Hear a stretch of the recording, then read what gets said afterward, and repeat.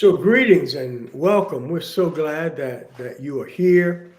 Whether here is watching this live as it's happening, or whether you are joining us on YouTube at a later point, welcome to Aging While Black Live, where we gather monthly and have these conversations about the intersection of aging and race. I was actually having a conversation earlier today with someone where I remarked that everything about the Black experience in America has been different from the beginning. Why would that not be the case with aging? And so we gather here monthly. We have conversations about this important intersection of aging and race and the realities and the opportunities that present themselves. And I am especially excited today to be joined by a wonderful friend, colleague, and someone that I have the utmost respect for, Mr. Ronaldo Hardy. I'd just like to say to you, sir, welcome to Aging While Black Live. Thank you. I am so glad to be here.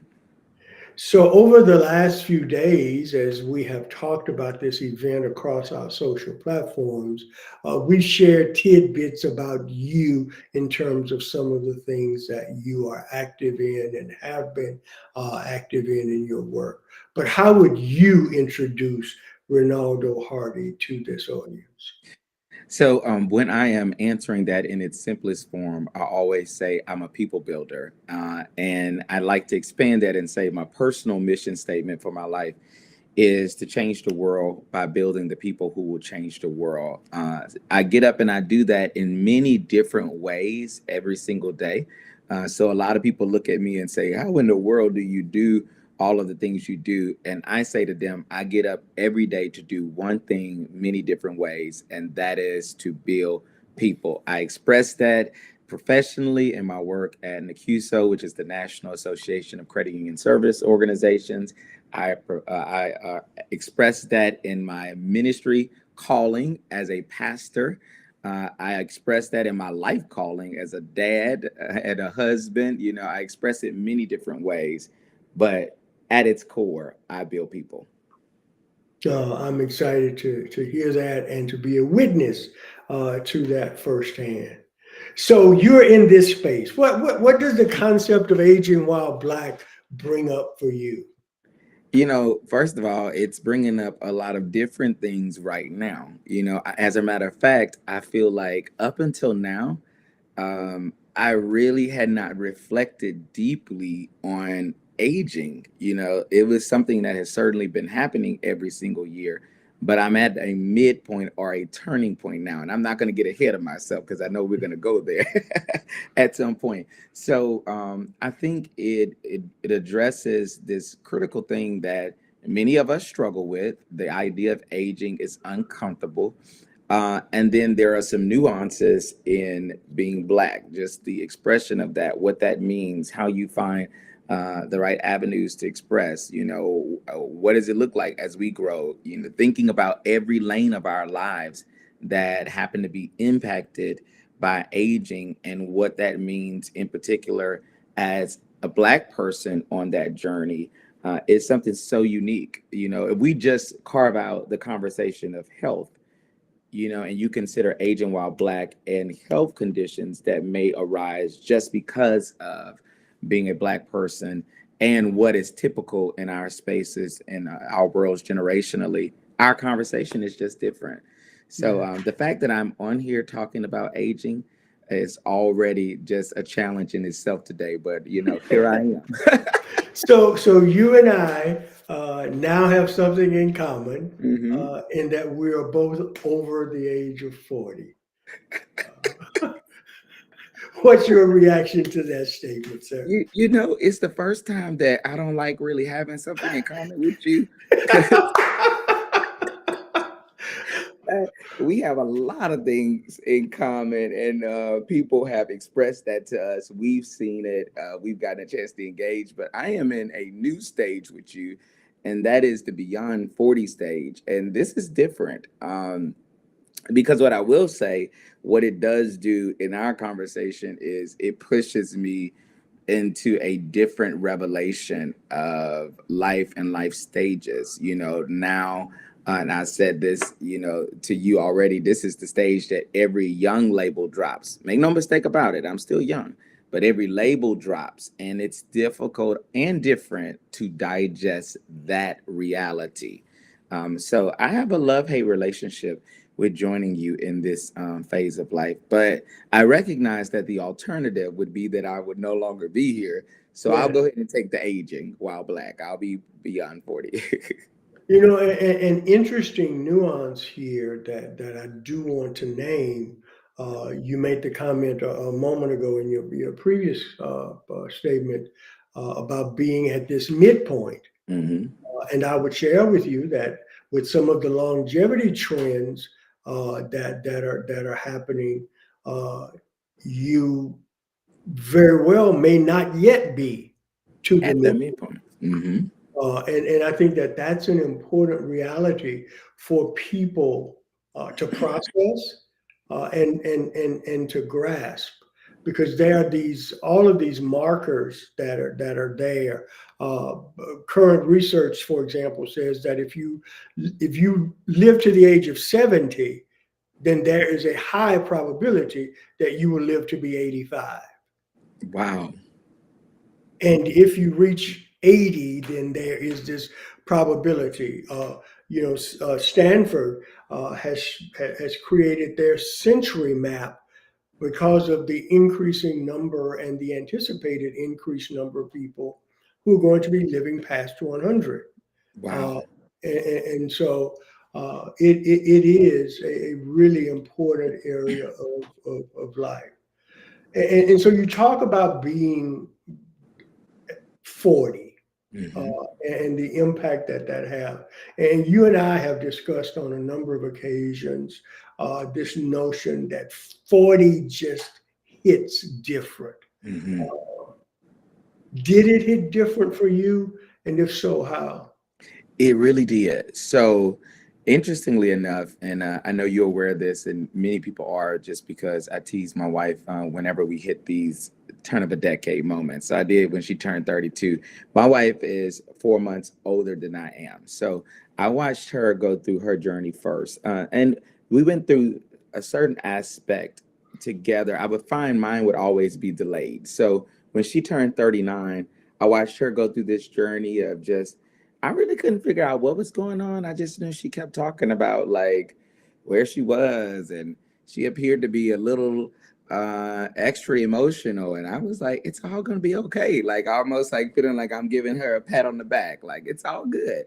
Until I turned 39. And then we had like this whole, I call it a soul cleansing moment in our backyard by the fire pit, and I really started to process so many things. I don't know why I became so thoughtful about where I was, where I had been, where I had come from, where I was going, and there was this sense of urgency that I started to feel around what I needed to be doing next, because I felt like this sense of reality had set in that I've been settled into this adulthood for a little while, for a good little while.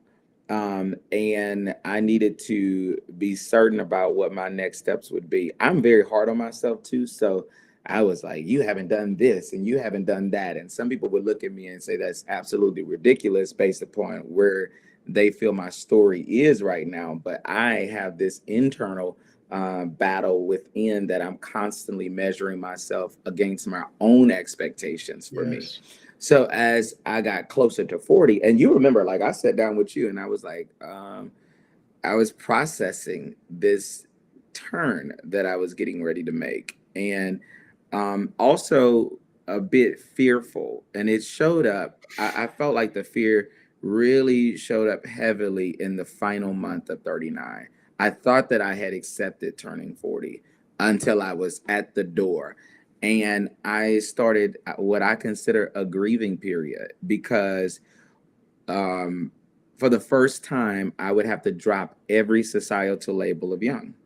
So I would no longer be a young professional. I am still young. I understand the whole thing. Young is a mindset, but society gives you labels for young. and they have labels for young adults and young professionals. And I have lived my life being ahead of schedule since I was a child. So I've always done things ahead of schedule.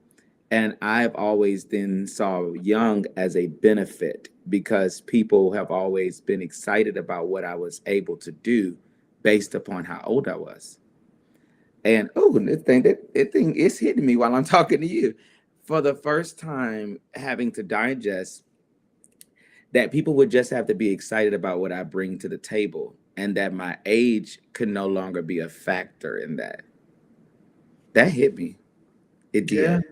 And while I was digesting the grief associated with shedding young as a label, I was really beginning to reflect on my life and recognizing that, right, well, this is a truth, like I've been in my profession now for greater than 2 decades, so I did start in financial services directly out of high school, but I'm like, the fact that you've done anything for more than 20 years, hello, sir, like you should have known you're about to be 40.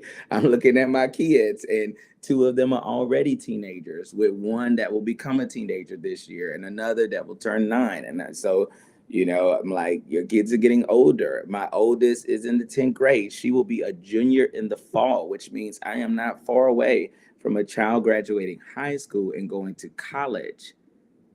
And I realized, and this was probably comical to you, and for those who haven't hit 40, you will be grateful for this conversation when you get to this stage. I realized that after high school, I feel like you go on this journey of feeling like you're growing up. And it doesn't go away for a long time. You're in your 20s, like, I'm growing up still. You're in your 30s, like, I'm growing up. Like, and you feel this angst about the urgency to become, and you also feel this sense of security in, well, I'm young, so I still got time. And hitting this phase where it's like, I'm shedding young, all right, and I'm recognizing that I'm settled into adulthood. I'm realizing, no, you're not growing up, you're grown. And the my thought processes needed to start to evolve. Like I actually have to consider, what does life look like a decade from now? In the 10 years, I could be at the beginning of experiencing grandparenthood. Excuse me, that's very disrespectful, but it's a part of life, right? So that's why it hit me hard, because I feel like I've worn young as a banner and an armor, if you will. It was a weapon that I was able to Mhm. utilize, and now I have to put it down, and I have to pick up new weapons. It's interesting. Yeah, that was, thank you for that. That was You're really welcome. good. You mentioned, kind of being ahead of schedule in so many of the things that you've done in life, or at least being ahead of people's schedules and Hmm. their expectations and anticipations around things. Uh, and so if you could sit down and have a conversation with 20-year-old Ronaldo, what would you say to better prepare him for this moment? Uh, Interestingly enough, I would say similar things to him that I'm saying to me now.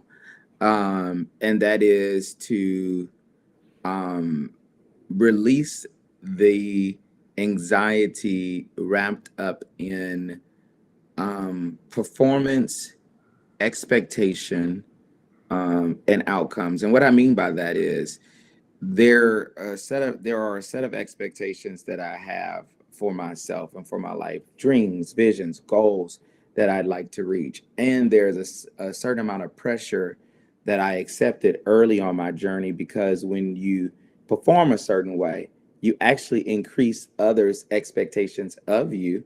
And then over time, and I know I'm talking to somebody, you begin to internalize that yourself. So the external expectations begin to increase the internal expectation. And what it did for me is, because I lived so long achieving from childhood forward, my fear was wrapped around failure. So it was almost like, if you don't stay on this trajectory, you know what I mean, what does it look like? And I've, in my lifetime, from my childhood forward, I've seen people reach really high places and then lose it all. And so I know that I spent much of my 20s carrying this anxiety and angst around. I'm out here now. Now I'm out here as an adult, and I'm doing it, and I can't fail, right? And I got married at 23, and then, at 24 we had our first child. So then I can't fail moved from just what it would look like externally into who it Yeah. impact internally if I did. And I feel like a lot of the earlier journey, where I could have just been enjoying the process, the steps that were happening, taking in what was what I really was doing, being in the moment. I was in very successful moments and stressed to the max, or in successful moments and fearful that I could lose it. Instead of just being like, whoa, this is really cool. Like, I'm on this really cool ride.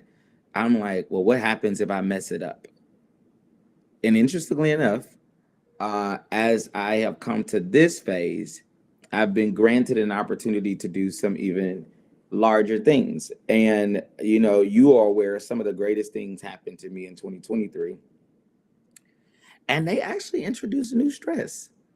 I'm like, wait a minute. I preached about this Sunday. I was like, this introduced new stress to me. This was supposed to be like the good stuff that I thought I was waiting on, that would make me feel less stressed. And I feel a little more stressed. So so I had to start having a new conversation with me. And it's what I would say to myself when I was younger, like, pause, like, enjoy the moment, understand the aspect of the journey that you're on. It's gonna work out. Like, when has it not? If it doesn't work out the way you thought, you'll figure out another way. You're resourceful, you're resilient. You can do this. Like, you get up and you have fight in you. You know how to win. I would tell myself all of those things so that I can enjoy the journey that I'm on, instead of Yeah. watching others benefit more, have more joy and peace in what my journey is bringing than I get for myself, because I'm too stressed trying to hold it all up.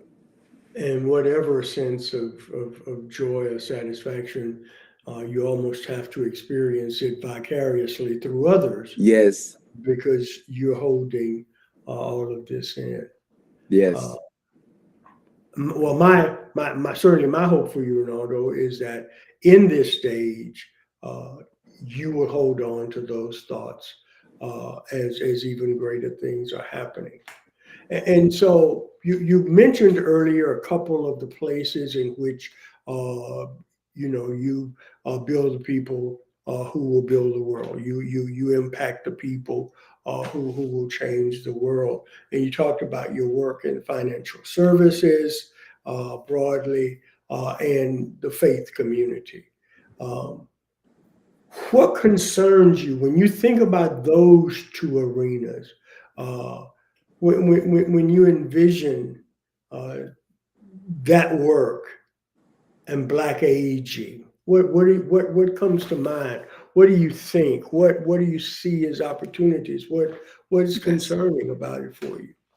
I feel like, and I wouldn't say for the body as a whole. I try not to say this is everyone. This is what I'll say, but I will say what I've seen broadly in church context is a very limited view and release of information around financial wellness and success, if you will. And I'm concerned in the work that I do. It concerns me because I really do know what consumers need to have a healthier cadence around finance, and I feel like it is something that has to be addressed as we are going through the process of aging, and in particular aging while Black.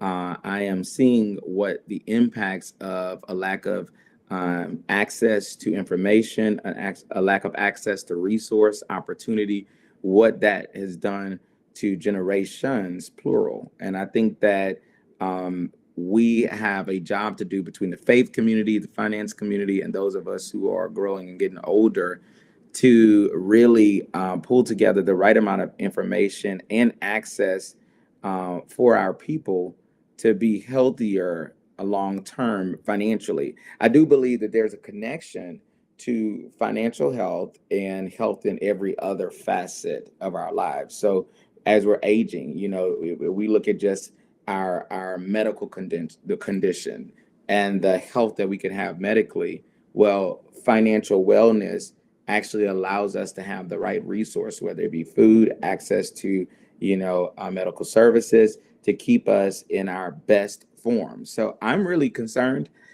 because I do believe that some of the messaging that we've had, in particular in the faith community around financial wellness, has not been as robust as it needs to be. And I feel like, on this journey of aging while Black, one of the best things we could do is better equip our people with how they handle financial resource and how they are able to go out and get it. I think both of those things are important. And passion points for me. I'm actually working on something to help churches get the conversation around financial wellness a bit stronger. And those who know you well would ask the question, when are you not working on something? Uh, so you, along with your lovely and talented wife, recently launched Grow Black Leaders. Uh, what do you see? First of all, what is your hope for that effort broadly? But then, when you consider the intersection of that effort and Black aging, what comes to mind for you? Yes. So we hope to reach as many Black leaders as possible, and we will be doing that work until we leave the earth. We really do believe that as we launch this, that's reflective of the life work that she and I both want to focus on. We have been really considering what would her day-to-day efforts look like. Since she left the classroom, and she had started a journey of developing her leadership capacity. She already had a master's in educational leadership. She went out and got Maxwell certified. Obviously, I've done my educational journey. I have a master's degree in human resources and leadership development, but also the work that I've done in multiple lanes around leadership. And we chose to focus on the Black community in particular because when we looked out and looked for resources around leadership development for Black leaders by Black leaders, we were challenged. There are not as many leadership resources for Black people by Black people out in the market as there are for other groups. There are certainly a plethora of places you can go just as a leader to be developed, but there are, as we've had in this conversation, nuances that are associated with anything while being Black, and what we've seen in our communities and ways we'd like to see our communities evolve and grow and develop. We know that helping more leaders to emerge will do just that. So we really hope to watch this vision expand large and wide. We have, I'd say, just in our planning, we probably have about 10 verticals for it where it can go and grow to. And so we're excited about that. I absolutely see partnership between what we're doing and Aging While Black along the way, because the reality is that on the aging journey of being Black should be the amassing of skills, information, knowledge, experience to lead more effectively. This idea of aging, it should also mean that you're growing, maturing, and developing in ways. You're not the same person at 45 that you were at 15, but there is a 15-year-old that needs your information at 45. They need you to lead them. And so we believe that as we age, we should all be looking to how we lead. And that's what we want to focus on. Thanks. You're So welcome. as we prepare to begin to wrap this up, uh, one of my new favorite questions in this space, for the very just amazing people who spend time with me in these conversations is, if money wasn't a concern, what is one thing that you would do that you don't do currently? So it's very interesting because I would still say that I would be waking up daily to build people, but I think that that would be expressed differently. You know, that if money were not an issue, then I would show up where I wanted to be every day to do that, as opposed to feeling any obligation to be one place in particular. But I will say this though, if I answered it in a fun way, I would be at every epic experience that exists. Now, I still do this. So I do it currently. Like I create epic experiences for myself, but you better believe that there would not be any event, awards, show, something happening that I have access to that I could be up front and enjoy to the highest extent. I would be at all of those things, every last one of them, because I'm a person that values relationships and experiences above all things. So that's what I would be doing. Okay. So thank you for your time. My last kind of comment question to you is that Aging While Black seeks to be this catalyst for movement building around our three pillars. The first is recalibrating the village, which is this clarion call that the infrastructure that supports Black life needs to be intentionally engaged to be able to withstand the increasing numbers of elders that would show up. Embracing innovation and rapid change is the second.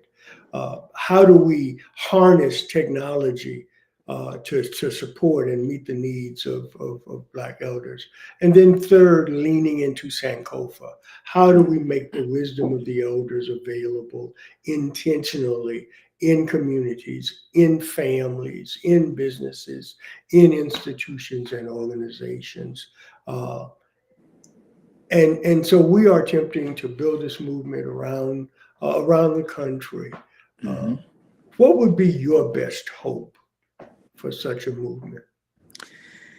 My best hope for such a movement is that people who engage with Aging While Black will find a sense of ongoing purpose. And for some people, it will be a renewed purpose because what I believe, what happens to many people as they go on the aging journey, and I'm seeing kind of the beginning of that. Like this is the first time I'm really looking at a generation under me and creating separation in my mind, like from where I am and where they are. Whereas typically I was in the young generation, and I'm seeing that difference there. What life will then get you, or try to get you to do, is evaluate where you're effective, or if you're still as effective based upon your new seat. And age can be something that wars with people's thoughts around their effectiveness if they are not able to see a keen sense of purpose at every life Mhm. stage. So I feel like as Aging While Black does all of those things that you mentioned, one of the greatest things that it does or will do, or what I would love for it to do, is help people to maintain an ongoing sense of purpose and an evolving sense of purpose, because the journey is evolving you in stages and phases, but there's still something for you to do in each one of them. Ronaldo Hardy, thank you so much for making the time to share with us in Aging While Black. Uh, we are excited to be your maiden voyage in this aging conversation for you. And so thank you for the insights, thank you for the important work that you do, and thank you for making yourself available to have this conversation. Thank you for having me. As always, it's a pleasure for me to be here, and I'm showing up for whatever you asked me to do, period. Well, I appreciate it. So thanks to those of you who are watching. We'd love any suggestions, comments that you might have for us. And join us on a monthly basis as we spend time with Aging While Black Live. Thank you very much and have a great rest of your day.